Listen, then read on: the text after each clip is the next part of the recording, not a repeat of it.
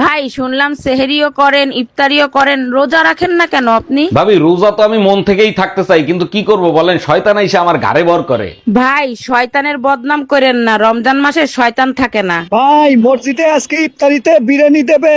তুই তাড়াতাড়ি যা, যাইয়া আমার লগে জায়গা রাখিস, আমি আইতে আছি। আপনিও তাড়াতাড়ি যান, যায় শয়তানের পেট ভরান। কামে থেকে আয়া বললাকে যে বিল্ডিং এ কাম করবার হয়েছিলাম ওই বিল্ডিং এ আগুন ধরছে। আগুন ধরে ব্যাগ লেবাররা পুইরা মরে গেছে, ঠিকাদার ও মরছে।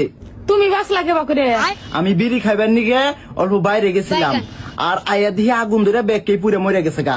জায়গা ভিড়ির জন্য তাও জীবন বাঁচলো, তারপরে কি হলো? শুনলাম যারা যারা মরছে না তা করে সরকারে 1 কোটি করে টাকা দিব। তো কত গেছি বিড়ি খাস না বিড়ি খাস না, আজকে তোর বিড়ি খাওয়ার জন্য আমি 1 কোটি টাকার মালিক হয়ে হলাম না।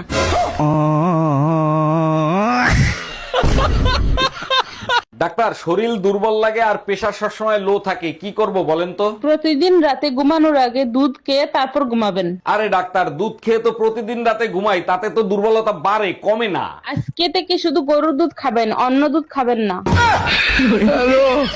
ভাবি, বউ সারাদিন খেসর খেসর করে, কি করি বলেন তো? আপনার কাছে শক্ত জুতা আছে? হ্যাঁ হ্যাঁ, শক্ত ইনটেক জুতা আছে। যেটা চিন্তা করছেন ভুলেও সেটা কইরেন না, পিঠে চামড়া থাকবে না। তাহলে কি করব? জুতা পরে বাড়ি থেকে বের হয়ে যাবেন।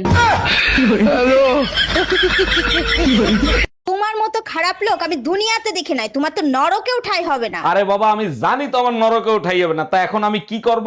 ভালো হবা, ভালো কাজ করবা, মরলে স্বর্গে যাবা। তোমার দাদু আমার স্বপ্নে আইছিল, বলল যা মন চাই তাই কর, নরকে কোনো জায়গা নাই, আমি নিজে নরকের দেয়ালের উপর বসে আছি।